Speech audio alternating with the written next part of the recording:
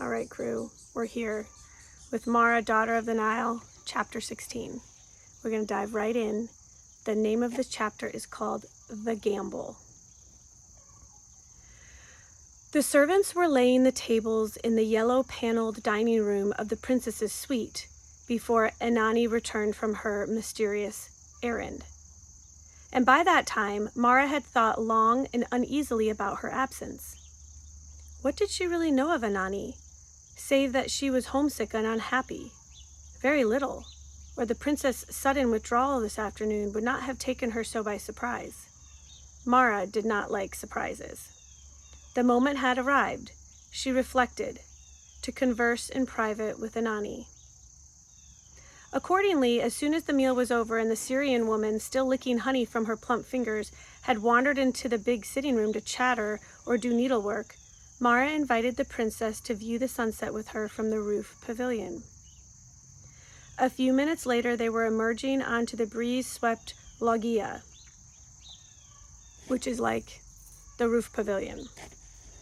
Above them, the sky flamed with sunset, trailing scarlet banners of cloud and tinging with pink the myriad white walls and buildings of the city spread out below. Even the Nile looked like a river of fire set between banks of unnaturally vivid green. Beautiful, escaped Inanni,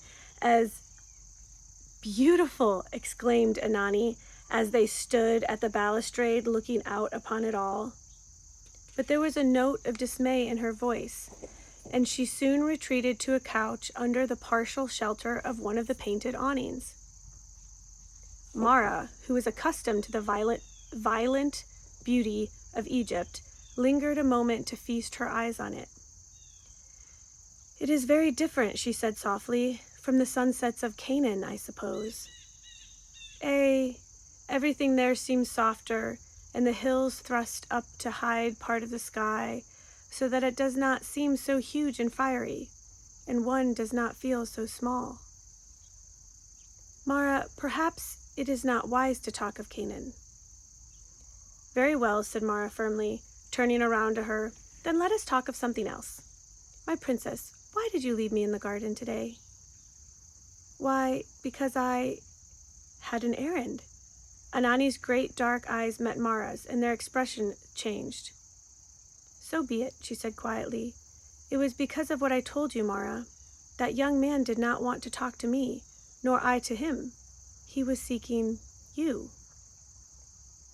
After a moment, Mara left the balustrade and sat down on the other end of the couch. How long have you known this? Since the day I first saw him in the lotus garden. Mara, I know other things too. I know the king has no interest in me, nor ever will. And when I have audience with him, he does not speak of the things you say he does. There is a great trouble of some sort here, and I have somehow become part of it. Forgive me. I did not even mean to tell you this, but today, it seemed too burdensome to go through again. I should not have spoken of it, though. Why not? Why didn't you tell me long ago? Well, I felt it would be easier for you if I pretended I knew nothing so that you would not be troubled about that part of it. But I fear I am very poor at pretending. Forgive me if I have spoiled everything now. Mara sat silent, wonderingly studying the plump, anxious face before her. It is you who must forgive me, my princess, she said at last. You have shown me exactly how clever I have been. She got up and walked to the balustrade again, but this time she did not see the red sky and the thousands roofs of Thebes. Inanni had been sorry for her. For her? It was a strange sensation, entirely new in her experience and bewildering. She wondered in some astonishment if she were going to cry, then decided that by rights she should be laughing hard, laughing at herself. She turned to Inanni and knew suddenly that she wanted to tell her everything, tumble out the whole story and plead her understanding, to take down the bars just once and let another human being in.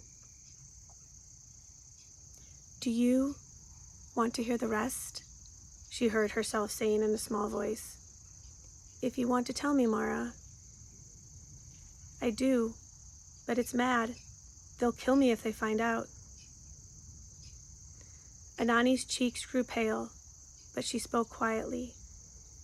They will never find out from me, Mara. It would matter to no one save myself, said Mara with bitterness. I'm not but a slave. All my fine clothes and my heirs are borrowed property. Not 4 weeks ago, I was starching shanties and stealing bread from the baker's boys in Memphis. Mara walked back to the couch, kicked off her sandals defiantly, and curled her feet under her, and getting thrashed for it, as always. The whole thing began for me that day. A stranger in a white cloak came into my master's courtyard. It was easy when she started. She talked rapidly, though in a low voice, explaining her sale. The astonishing interview with her master afterward, her meeting with Sheftu on the beetle, and all that had happened since. Anani's dark eyes grew round with wonder, excitement, and anxiety as she listened. Beyond them, over Thebes, the wild red banners in the sky faded to murky rose, and the east darkened, but neither of them knew it. So, it is a revolution? Whispered Anani at last. And here I am, tangled in both sides of it. At first, all seemed simple. I had but to mention Sheftu's name to my master, and he would shower me with gold, give me my freedom. But now, Mara hesitated, then added reluctantly, of course, naught is different now. I could mention it still. But you do not want to now, said Anani softly. Nay, I do not want to now. I am a fool, am I not? Anani shook her head. You are in love with this Lord Sheftu? Denial sprang to Mara's lips and died there as her gaze encountered Anani's. She ended by shrugging wearily, leaning back against the cushions. Little good it does me. He thinks me a gutter snipe and says so. And tomorrow he may be... She stopped. She had not told Anani about the tomb robbery, nor did she intend to. He cares only for his king, she finished. You do too, Mara. You want the king to be pharaoh. Mara nodded. As I say, I am a fool. Why in Ammon's name should I fret over who rules Egypt? There is always a pharaoh, just as there is always a Nile. But such a maid as I could live her whole life without knowing which face it was beneath the double crown, or carrying a fig if she did know. Hatshepsut, Thutmose, what does it matter? I have my own worries. She broke off, adding, the trouble is, it does matter. Perhaps it is because you know him now. Perhaps it is, said Mara slowly. And because I have watched him and talked to him and seen him pacing up and down like a lion in a cage, he is a conqueror, my princess. Who else would have had the wit to stage that miracle or go on plotting a revolution with spies all about him?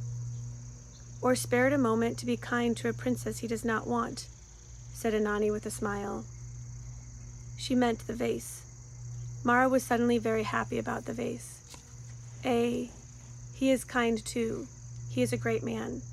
And you, she told herself a moment later, are becoming far more interested in him than is good for you. Take care, or you'll fall under his spell like Sheftu and throw your life and all your plans away. She got up angrily and padded over the balustrade again, where she stood watching the last glow over the hills and curling her bare toes against the cool pavement of the roof. I'm a fool all the same, she remarked as Anani came up beside her. Will Thutmose ever notice or remember that I served him? Asked. All pharaohs are alike. I know little of pharaohs, said Anani, but I have seen the queen, and I have seen the king, and they are not alike. But they are. Look yonder. Mara pointed westward, where Hatshepsut's graceful temple shimmered in the blue shadows under the cliff. Men died by hundreds in the quarries to cut those stones for her, and others sailed to the end of the world to bring back the little incense trees. I know, I have told you of it. I have been told of it. Yet tomorrow the king sends Sheftu, his nearest friend, on a journey far more terrible. Perhaps there is no one else he can trust. And perhaps Sheftu will never come back. More than perhaps. Then what good is he to the king or anywhere else? There is a fool for you to do that for any pharaoh. I told him so only last night." And what did he say?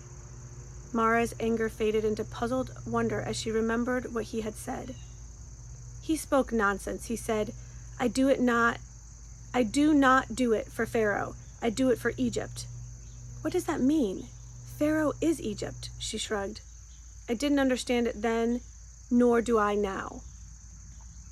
"I understand it, Mara." Mara looked at her curiously and found that her whole timid face was shining with eagerness.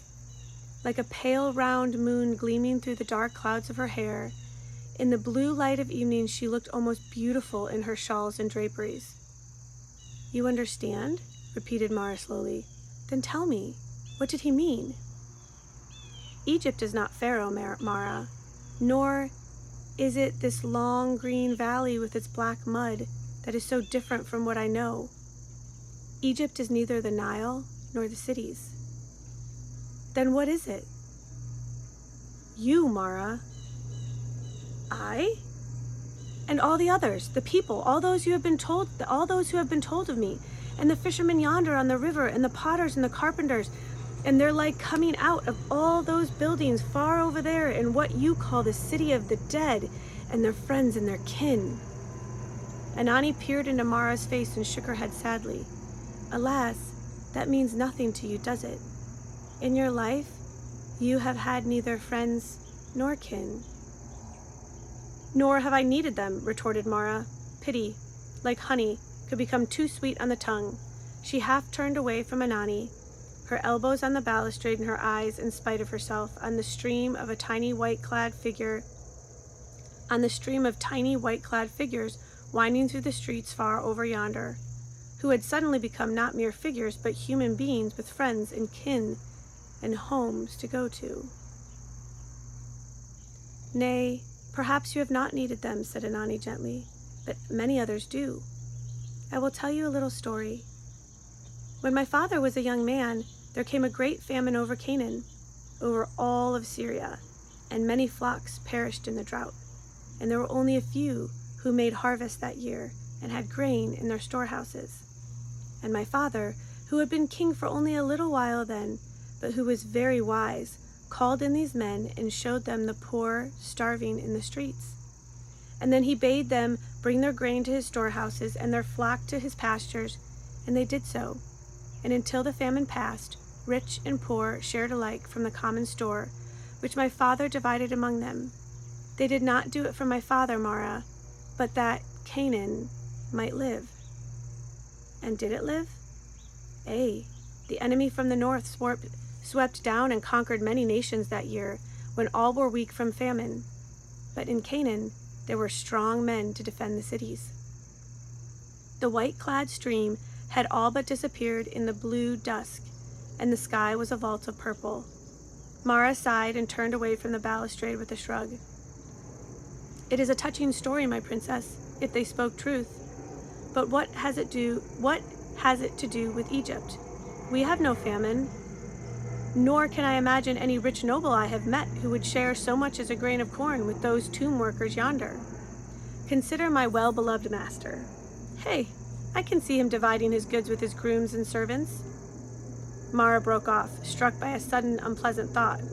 Her last encounter with Lord Nahara had directly followed an audience with the king. If the Libyan came tonight— "My princess, let us go down now," she said hurriedly. "It grows dark, and I, too, have a story to invent. One so convincing it will pass for truth. Come, let us go. I must think."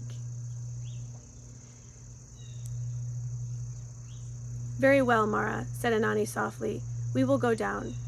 She was silent as they hurried down the stairs and along the hall. But at the door to her apartments she stopped, putting a gentle hand on Mara's arm. "Mara, I hope all goes well with you." "Do not fear for me, my princess. I'll think of something. Stay, I even have a talisman to protect me."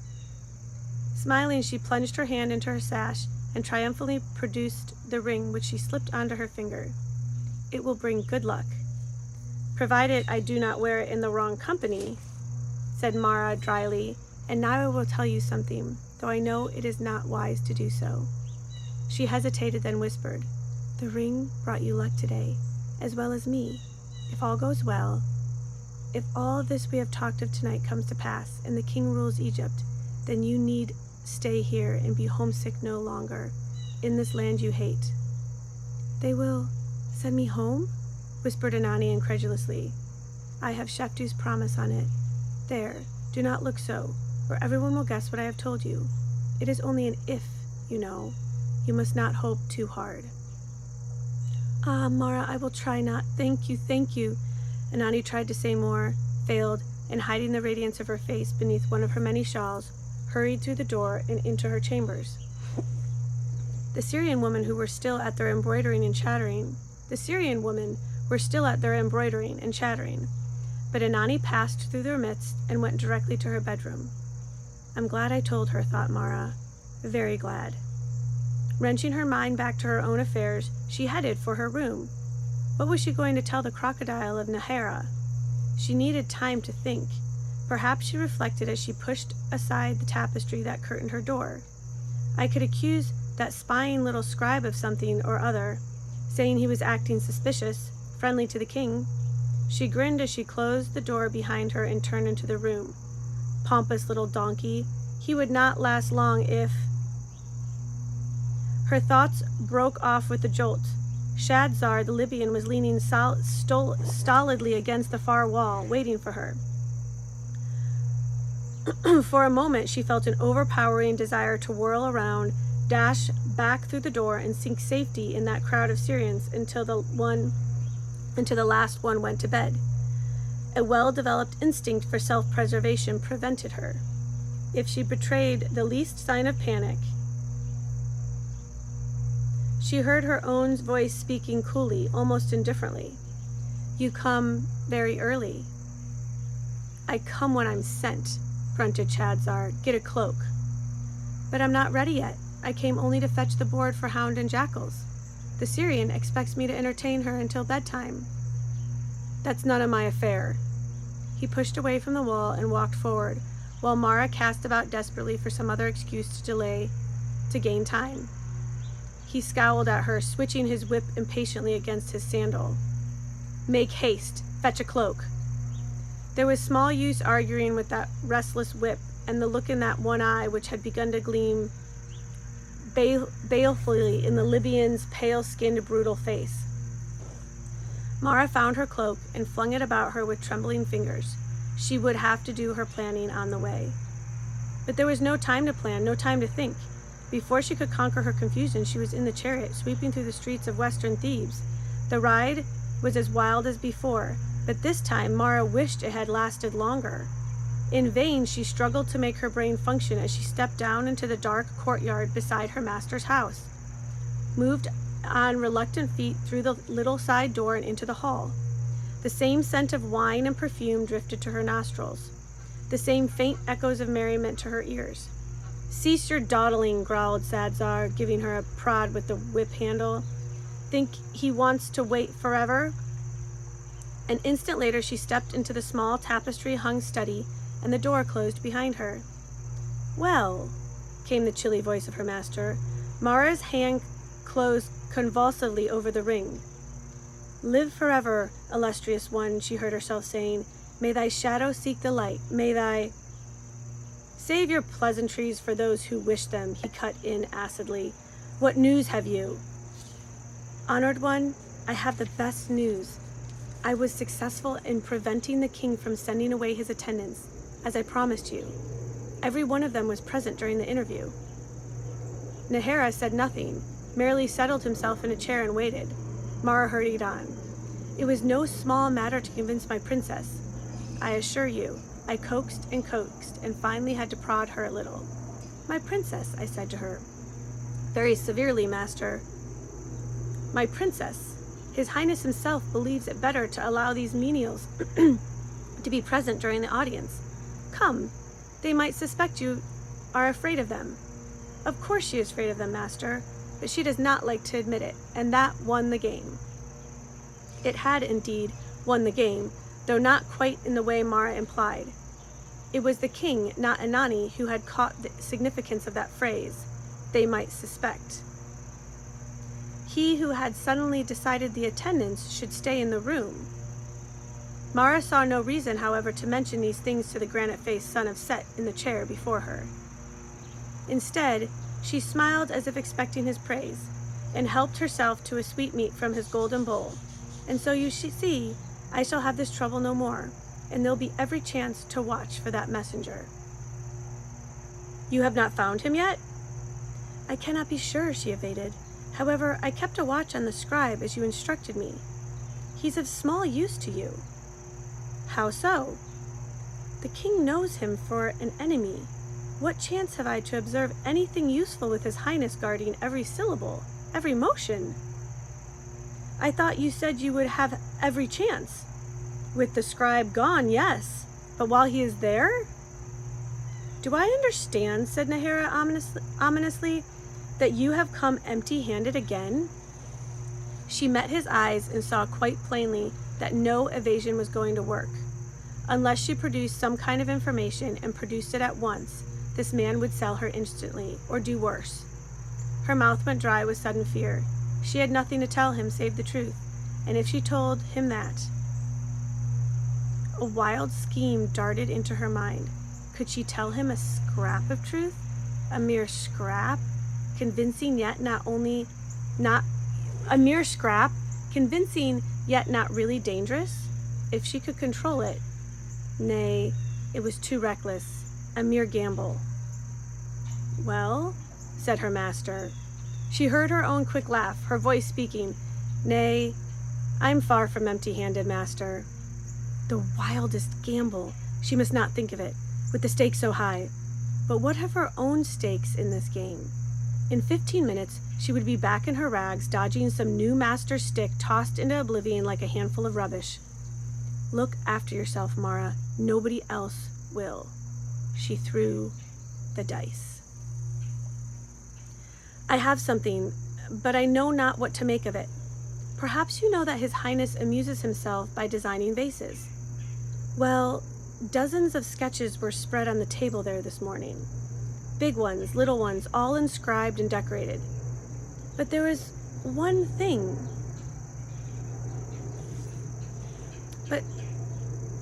And there was one of them." Okay, let me back up. It says, "Well, dozens of sketches were spread on the table there this morning. Big ones, little ones, all inscribed and decorated. And there was one of them." She paused, feeling herself teeter on the brink of a precipice, tingling in every nerve. To cover her dizzy fright, she turned away idly, reaching into the bowl again as she did so. "Pray, have a sweetmeat," invited Nahara with heavy irony. "Thank you." She forced a mocking grin, and her nerves quieted. She sauntered to her chair, sank down on its arm. It seemed to me that the inscription on this one vase looked less like a decoration than a message. A message? He was on his feet and standing over her before she could draw breath, jerking her up to face him. "By Ammon, you'll cease this babbling now and tell me what you mean." "I mean, it was a message." She pulled free and sat down on the chair arm again. She felt quite cool now and recklessly sure of herself. The tingling was gone. "It was the name of a tavern. I'll wager it's where the rebels meet." Nahara stared at her a moment. Then he whirled, fetched a writing block and reed pen from a box and beckoned her curtly. "Copy it here." She took the block, swiftly sketched a vase, and began to draw hieroglyphics in a border around its lip. She could hear Nahara's heavy breathing as he leaned over her shoulder, then a low sound, ugly with triumph, deep in his throat. He took the writing block, and he was smiling. "The Inn of the Falcon?" "Nay, you have read it wrong," gasped Mara.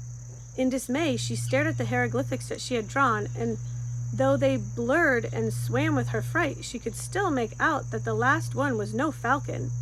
"You have read it wrong," she repeated, trying to steady her voice. "It is an owl, master." "Ay, but you have set it down wrong, girl. That's the trouble. It was a natural error. No doubt you caught only a glimpse of the original. and it is easy to mistake the falcon symbol for the owl. Nay, I saw it clearly. It was no glimpse. I took care to study it." He laughed almost amiably. Then they too set it down wrong, perhaps by intention. Small good it did them. They meant the Inn of the Falcon. You may rely upon it. I know the place." "You know it?" said Mara faintly. The tingling was back. It had become a roar in her ears, as if she had stepped off the precipice and were falling sickeningly through space. "We've snared them now," he was saying, half to himself. "So the pen is their messenger. Small wonder we've been puzzled. You did well to notice this, and I did well to buy you. But I'm seldom wrong. I know a clever slave when I see one. Come, choose a sweetmeat." "It seems hardly credible that a great lord like you would know aught of such an inn. I fancy it's a dirty den jammed with waterfront riffraff." "Oh, I've never set foot in the place, but I know of it, I know of it. Stay, I must think." Mara drew a deep breath and bit into her sweetmeat. He knew it was too late to wonder how. There he stood rubbing his hands, thinking how he would use his knowledge. She had better help him think, and fast. "You will set a spy to watch this place?" she began cautiously. It's their leader we want, not a rabble of underlings." "It will be a hard choice, master." "Hard? To choose the spy you want?" "Nay, that's no problem. Stop chattering, girl. I must think." Mara chose another sweetmeat and strolled a little closer. "The innkeeper's the problem. Have you thought of him? I know the breed, and I'll wager he misses little. Especially this one. Oh, Cyrus, with a plot hatching on the premises, he'll let no stranger buy him. That's certain. As long as this leader is anywhere about, he'd throw out that scribe of yours in no time. Even the Libyan. Master, no man could get past him." Nahara was listening now. His head had turned toward her. Mara licked her fingers and flashed a glance at him.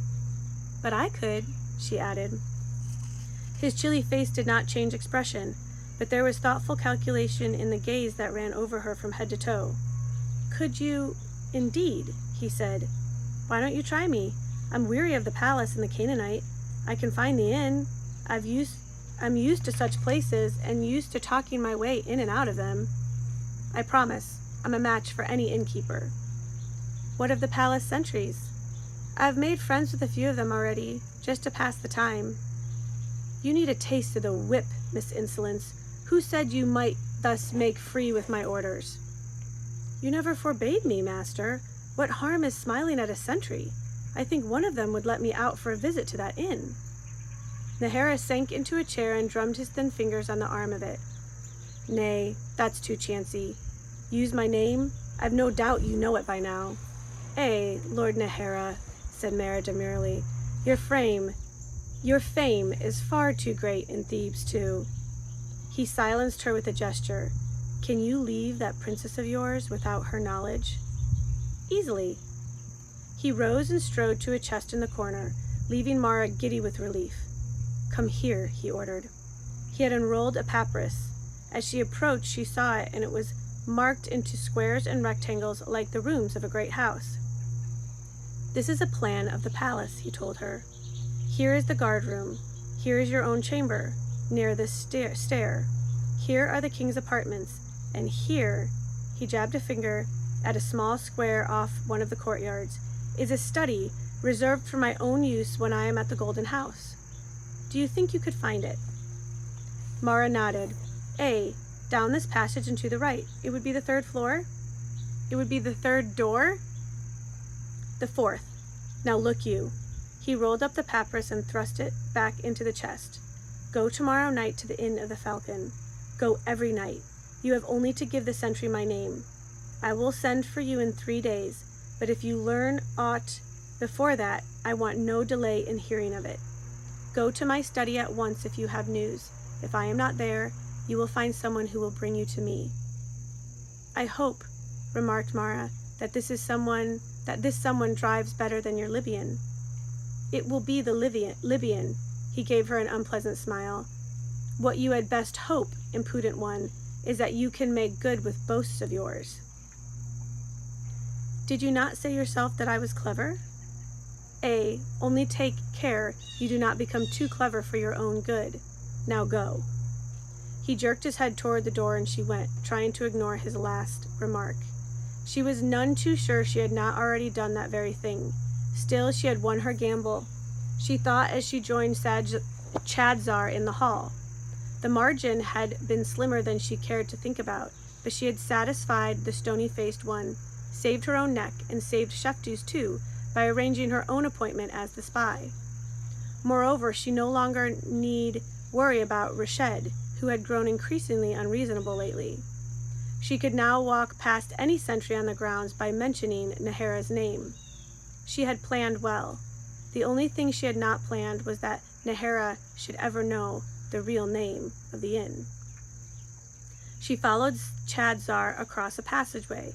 A servant flung open the door to its end and came hurrying toward them with a tray of empty plates.